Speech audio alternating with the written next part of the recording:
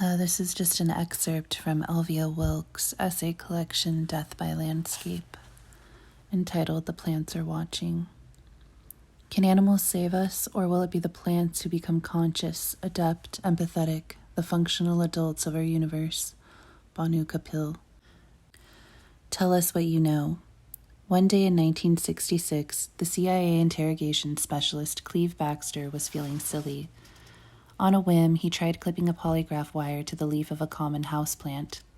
A polygraph, or lie detector, is typically hooked up to a person to measure factors like increased heart rate and skin moisture in order to determine whether the subject is truthfully responding to questions.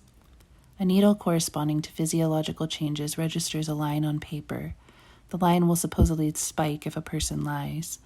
Polygraphs are finicky instruments, and their reliability has been repeatedly debunked. Simply being attached to one can be enough to make your heart rate jump, but they do successfully indicate fluctuations in an organism's physical state. Baxter thought he might be able to incite a spike in the line of the lie detector if he somehow excited or injured the plant. He decided to set one of its leaves on fire, but as he sat there, contemplating burning the plant, the polygraph needle jumped. Baxter, who in his free time was also an acid-dropping astrologist, noted that the spike was identical to the kind elicited by a human fright response. He quickly jumped to the conclusion that the plant could experience emotions like a sentient being, and since he had only contemplated hurting the plant, he also concluded that the plant could sense his thoughts. The plant was a mind reader.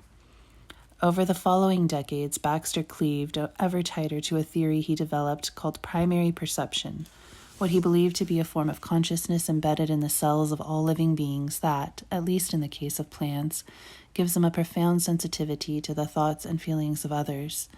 If it had not been the 60s, perhaps his work would have been relegated to the shelves of pseudoscience, but he hit a nerve of the whole Earth generation with its burgeoning environmental movement. Like Baxter, a certain set was already primed to believe in communion with plants in the form of, say, ingesting psilocybin or peyote. Baxter became a figurehead for a cultural fascination with plant and other forms of non-human consciousness. His findings regarding the ability of plants to sense danger, read emotion, and communicate were publicized widely, notably in the still popular book The Secret Life of Plants, written by Peter Tompkins and Christopher Bird, but also on TV shows hosted by the likes of Leonard Nimoy and Johnny Carson. His ideas were adopted by the Church of Scientology, and eventually even made it back to the CIA, which invested in its own research about plant sentience. Unsurprisingly, much of academia and the public dismissed Baxter's ideas as esoteric oddity. Baxter's results were impossible to replicate in scientific laboratories, although the fact that some scientists took them seriously enough to try is telling. Common experiments, amateur and professional, included observing plants' responses to music and speech, measuring temperature and movement, and exposing them to various unusual stimuli. Perhaps the most consistent experimental method was the same as Baxter's initial impulse, violence. Repeatedly, experimenters damaged plants to see if they suffered, or tried to get the plants to respond to other beings suffering.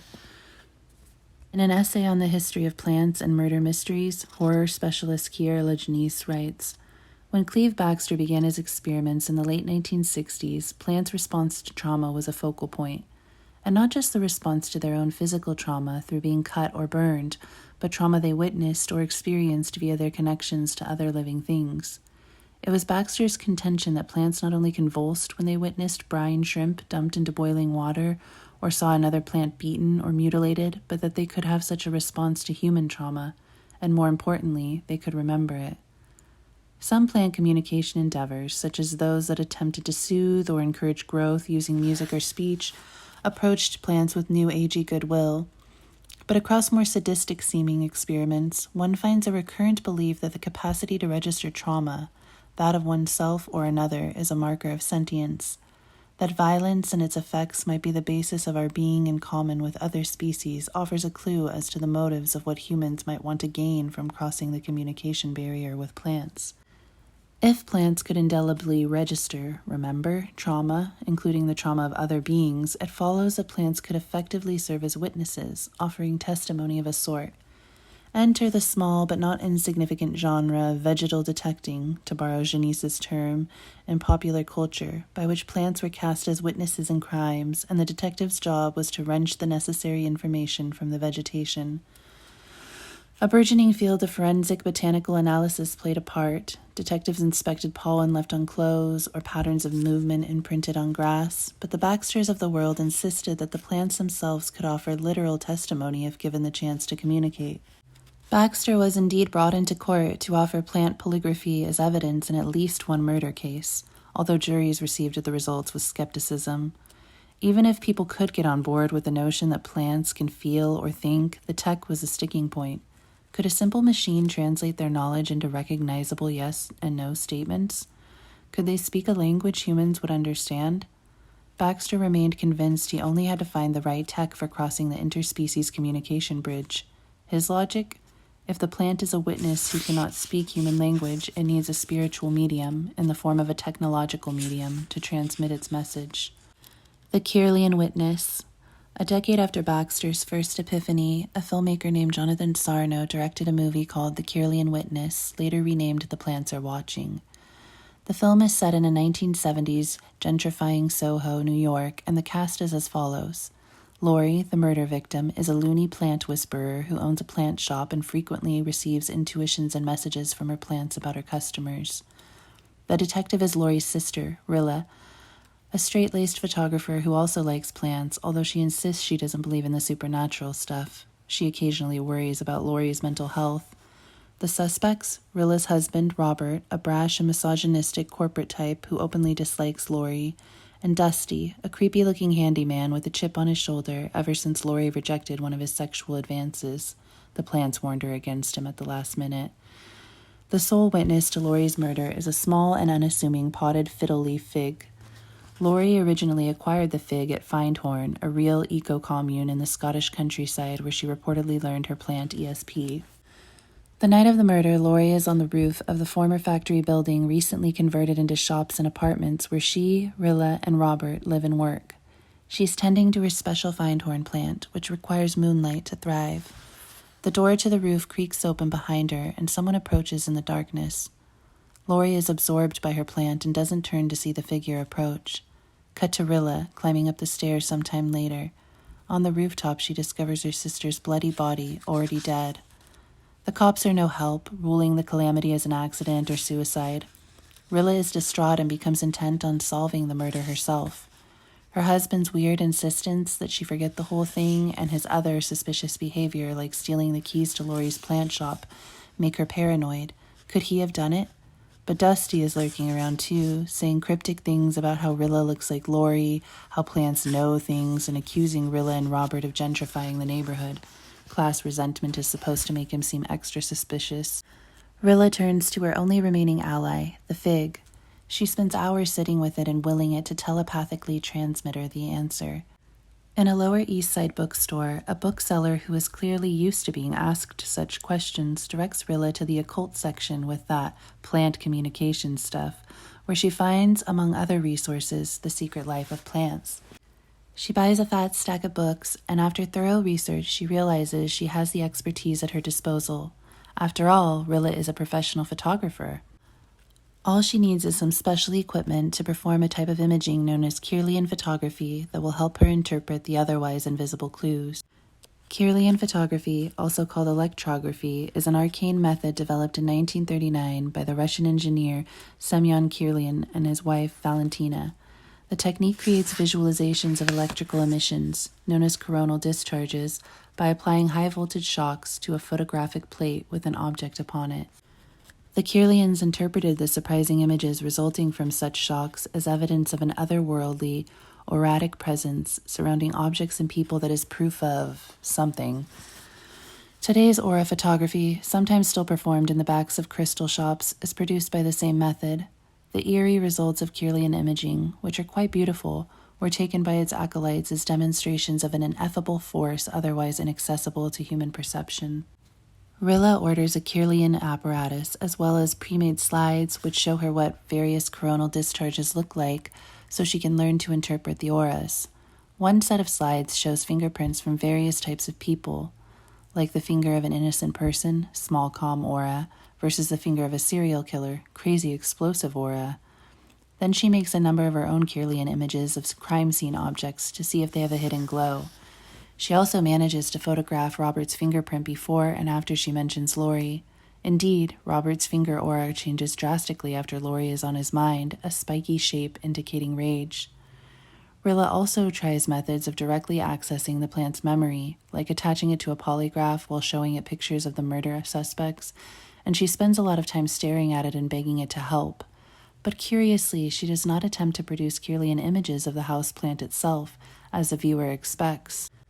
The title, The Kirlian Witness, apparently does not refer to the Kirlian photographic apparatus, but to the actual plant. The plant witness is cast as a camera of sorts. It registers distortions, auras, traumas, like the Kirlian device does. The plant is the media technology. None of Rilla's techniques work. The only thing that works, and which allows her to finally solve the case, is forming a true empathic bond with the plant. In a moment of sheer terror, when both Robert and Dusty chase her down and trap her at the bottom of an elevator shaft, her mortal fear, mirroring the fear her sister Shirley felt at the moment of her death, seems to activate the plant into communicating its message. In her mind's eye, Rilla suddenly sees the entire scene of her sister's murder in black and white. Spoiler, both men did it. After successfully enlisting her plant to transmit its testimony to her, and after performing the requisite revenge, Rilla vows to retreat upstate to a Findhorn-like community where people are learning about plant consciousness, picking up where her sister left off. Evil roots. The possibility of plant consciousness cuts two ways, depending on whether you see plants as friend or foe. That is, the plant's role in a mystery plot depends on the author's attitude toward the benevolence or violence of the natural world. A century before The Kirlian Witness, a very different genre of plant horror mystery enjoyed popularity, in which the plant was anything but innocent bystander or ally. This subset of Victorian fantasy literature depicts the plants as the killers, angry, manipulative, parasitic, or perhaps most fearsome, entirely indifferent to human survival.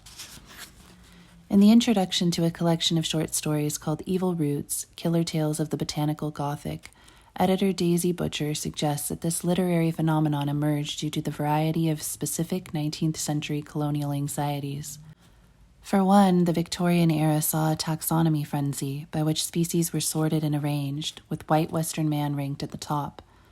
New theories of natural selection based on, often bastardized versions of, Darwin's discoveries led to beliefs about inherent competition, hierarchies, and power structures within nature. The mechanisms of industrialization and hypercolonization equated foreign populations with the natural world, just another resource for extraction. Given this historical context, the root of evil implied by Butcher's title is not really the evil of plants, as the authors of the stories in the collection would have it. Instead, plants are obvious stand-ins for the other in the broadest sense, and the fearful attitude towards plants' motives is evidence of a deep, if sublimated, awareness of the violence of empire. In retrospect, it is clear that the evil root is empire itself, the brutal exploitation of the colonial project, which wrought environmental devastation as it decimated societies, and which produced the other that it villainized and feared. As Butcher puts it, the possibility that plants might seek revenge was tied to a general, deep-rooted fear of foreign environments and sense of the unknown lurking in colonial jungles. The pervasive anxiety evidenced by the genre of the botanical Gothic is the fear that the outside world will revolt or retaliate, not only the plants, but also the supposedly not quite human, taxonomized colonial subjects. Most well-to-do Victorians living in the seat of empire made their daily contact with nature through manicured gardens and forests and curated greenhouses. Exotic plants from around the world were plucked to adorn the haunts of the wealthy, harmless bits of decoration removed from frightening contexts as symbols of imperial wealth and reach. But what if the transplants were not entirely innocent, entirely inert? What if they were tinged with or tainted by the context from which they were stolen? What if they imported horrors in their very cellular structure? What if the naturalized, backgrounded other should turn out to have a will of its own, a desire to harm? What if the plants should be actively working in their own interest, fomenting revolt?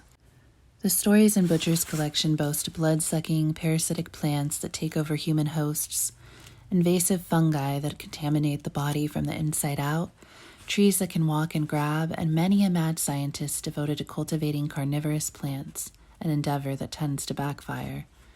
In each, there is a mystery to be solved about who or what is causing the damage, and the culprit is always the plant.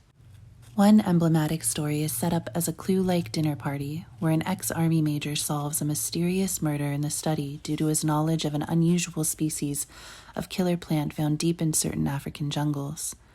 A specimen of this species of vine now grows up the side of an upper-class English mansion, and when no one is looking, reaches through the window to strangle an unlucky visitor. One of the later written stories in the collection, which also strays farthest from the format, is a 1926 tale by fantasy author Abraham Merritt called The Woman of the Wood. Merritt tells of a traumatized war veteran who has finally managed to find solace in the French countryside. He feels his psychological wounds beginning to heal in the comfort of the quiet and charming forest surrounding the little inn where he is lodging. In particular, he is repeatedly drawn to a grove of birches and firs across the lake from the inn. He loves the light and the rustling sounds, and he gets to know the individual trees, dreaming that they have personalities of their own. He thinks he can hear them whispering in his head, and then suddenly they begin to speak out loud. The forest flips from a romantic natural backdrop to a supernatural actor. In a bizarre hallucinogenic sequence, the trees reveal themselves in semi-human form. They happen to be super sexy. The birches are lithe, ethereal, femmes, and the firs are hypermasculine lumberjacks. He swoons lustfully in their presence, enchanted by their beauty and awed by their power. They explain that they have revealed themselves so they can transmit a message, a plea for help. The trees report that they are engaged in an ancient battle with the human inhabitants of the woods. A family of gruff and angry men live nearby who, like their fathers and forefathers, hate the forest and are determined to destroy it. The soldier, intending to clear things up, seeks out the tree-hating family, a father and 2 sons. The father meets him in the doorway to the family cabin in a rage. "Listen," the father says, sneering. "The feud is an ancient one. Centuries ago it began when we were serfs, slaves of the nobles. To cook, to keep us warm in winter, they let us pick up the faggots, the dead branches, and twigs that drop from the trees. But if we cut down a tree to keep us warm, to keep our women and children warm, yes, if we but tore down a branch, they hanged us, or threw us into dungeons to rot, or whipped us till our backs were red lattices. They had their broad fields, the nobles, but we must raise our food in the patches where the trees disdain to grow." Instead of blaming the nobles for their decades of oppression, nobles who have long since left for greener pastures, the family has retained a deep hatred for the trees, who they believe stole their fields by constantly growing.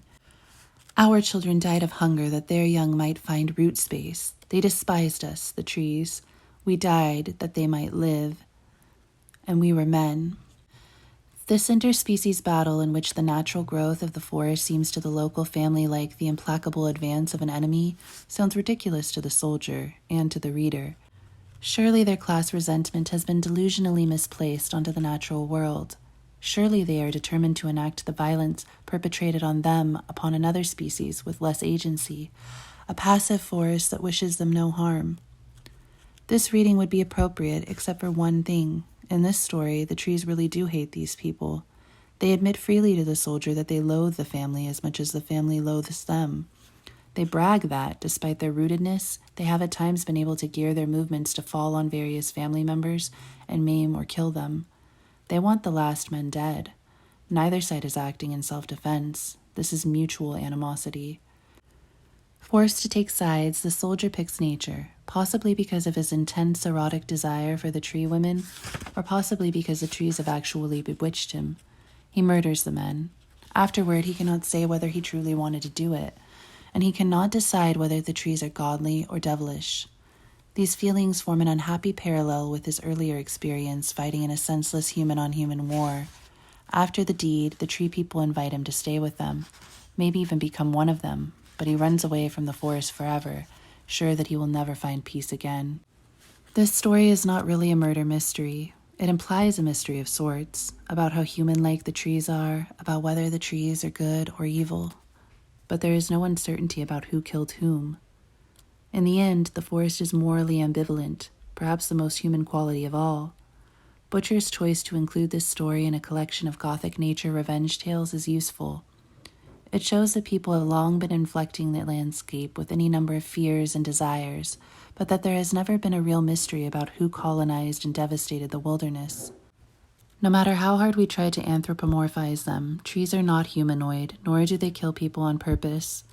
We have been fabricating mysteries, if only the plants could talk, for centuries, but the plot is something of a distraction. Human exploitation of the landscape is the cause and the culprit. Death in her hands. Fast forward from the 1900s through the 1960s to now, with now understood as a scene of the crime that is the Anthropocene era. The start date of this epic is debatable. Depending on your method of calculation, it's been 12 or 1,000 years, but by now I mean the time in which human-wrought planetary change is widely knowable and known. By now, the forensic facts are clear. Planetary devastation has diminished biodiversity to a tipping point, including the biodiversity of plant life, which is foundational for most currently known forms of life on Earth. This is certainly not the same sort of crime as a human-on-human or plant-on-human murder. Intentionality and responsibility cannot be ascribed in the same singular ways, and the transgression cannot be reduced to one act or actor. Humanity is hardly a single character. Perhaps a new crime genre is in order. What kind of botanical thriller plot suits this era? What role should the plants play in this story? Does nature stand witness and offer answers, as in the Kirlian Witness? Or is nature going to take revenge for the destruction wreaked, as in Gothic plant horror? I think a thriller for now might rather look like a murder mystery, in which murderer, witness, detective, and victim are all collapsed into one. Take a Tessa Moshfegh's 2020 novel, Death in Her Hands. The first scene sets up a classic puzzle. On a walk through a birch forest one day, the narrator discovers a note in the middle of the path that declares a murder that has taken place. It reads, "Her name was Magda. Nobody will ever know who killed her. It wasn't me. Here is her dead body." Yet there is no dead body to be found. The narrator, Vesta Gull, is a recently widowed woman in her 70s who has just moved from her home in a college town to an abandoned cabin on the land of a former Girl Scout camp that she bought for pennies on the dollar after her husband's death. Her sole intention, she claims, is to be peaceful and alone with her dog Charlie as her only companion. She occasionally recalls scenes from her unhappy marriage in which she was emotionally abused by her philandering academic husband, Walter, although this history does not really explain or justify the strength of her impulse for extreme self-isolation. The ingredients for a Walden Pond fantasy are all in place. The forest is beautiful, there is a little lake near the house, and Vesta has enough resources to do whatever she likes, but her daily life is unpleasurable. Each time she tries to cook, garden, or take the boat into the lake, she becomes apathetic or fearful. She insists that she desires to be alone, yet she constantly brings up how vulnerable she is in her solitude, or imagines possible disasters. I have to be careful, I told myself. One day I might faint in the wrong place and hit my head, or cause an accident in my car. That would be the end of me. I had no one to tend to me if I fell ill. I'd die in some cheap country hospital, and Charlie would get slaughtered at the pound. Vesta has no phone and negligible contact with others, save a few sparsely described local characters. The sinister policeman who makes threatening remarks, the disfigured man who owns a crappy shop down the road, the neighbors who tell her to keep off their property. She's afraid to go anywhere, and every place feels dangerous. The public library is full of creepy teenagers who leer at her. The road is a site for accidents. Even a lovely nearby pine forest causes her an extreme respiratory allergy. Vesta does not seem invested in solving a murder. What interests her is inventing one. In response to the note, she conjures a vivid picture of the Magda it mentions. Magda, she decides, was a Belarusian teenager who arrived in the U.S. on an exchange program to work at McDonald's and who chose to illegally outstay her visa. Vesta jots down murder suspects and evidence details in a section of the book that reads like the outline of a not-too-compelling crime novel. She envisions Magda's death scene in gory detail. Dark hair tangling with dry leaves, blood leaking into soil, pale face smushed into the mud. At one point, she hatches a plan and purchases a camouflage darkness suit meant for hunters, ostensibly so she can hide in the bushes and catch the killer returning to the scene, what scene, of the crime. Vesta makes much of small coincidences. Then, actually threatening occurrences start to pile up, which she downplays. Someone enters the locked cabin while she's out. Charlie the dog disappears. An unfamiliar switchblade shows up in a kitchen drawer. The sensation of watchful eyes from outside, a page missing from her notebook. By the time Vesta realizes that her notebook paper is the same type of paper the message on the path was written on, the game is up. Vesta has been playing tricks on herself. The plot comes full circle.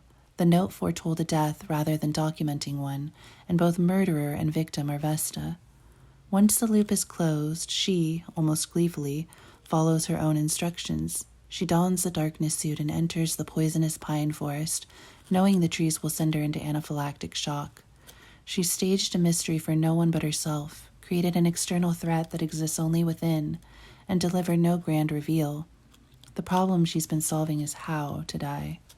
Her name was Vesta, the narrator proclaims at the end, mentally revising the note about Magda.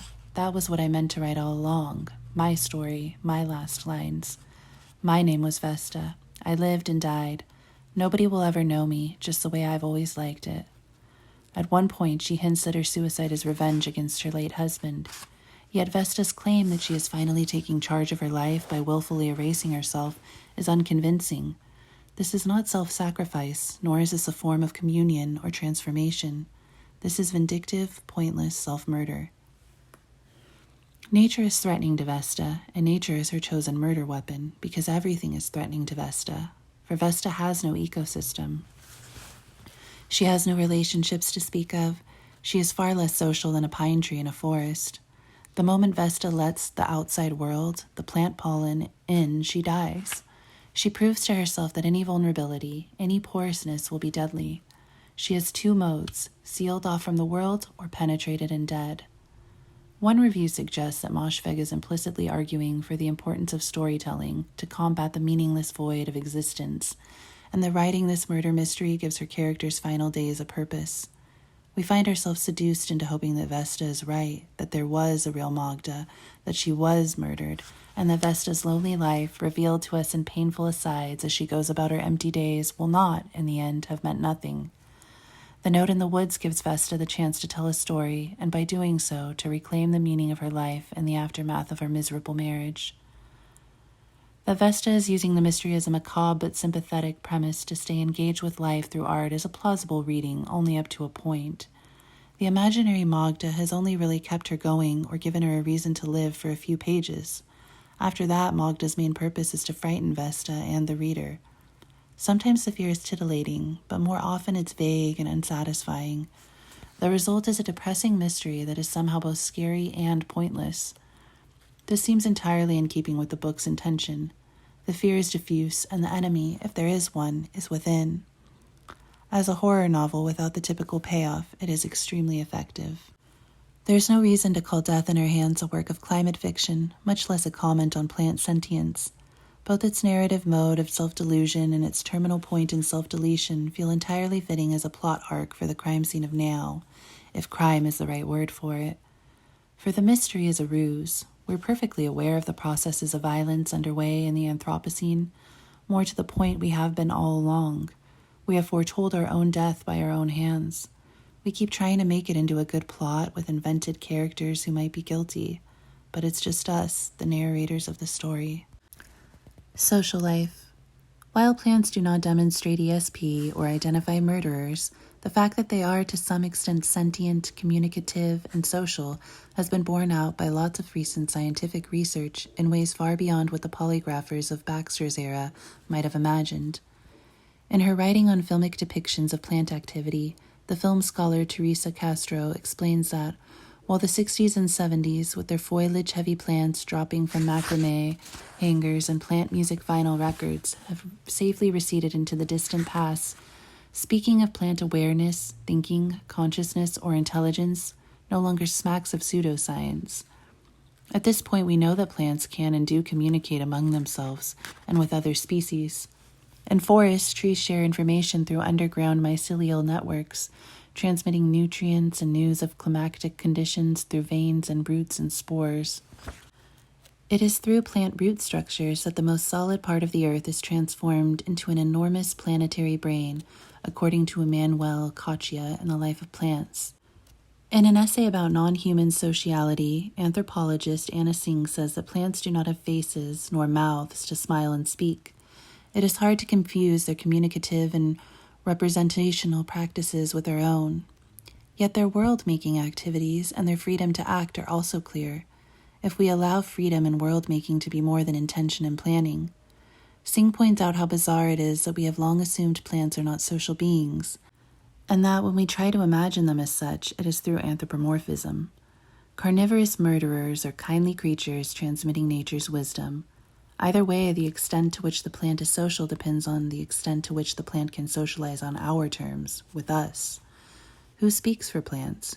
Who should get to speak for plants? Scientists? Filmmakers? Novelists? Plant and animal and geological and planetary sentience is tied up with media technology, partly because technology, via history's many Cleve Baxters, has promised to give us access to non-human knowledge through translation. But machines themselves are also increasingly the subject of inquiries into non-human communication, especially because computers are increasingly able to speak like people in languages we can easily understand. Artificial intelligences can now write sentences indistinguishable from human literature, providing an opportunity for people to communicate with an alien consciousness in a deceptively straightforward way.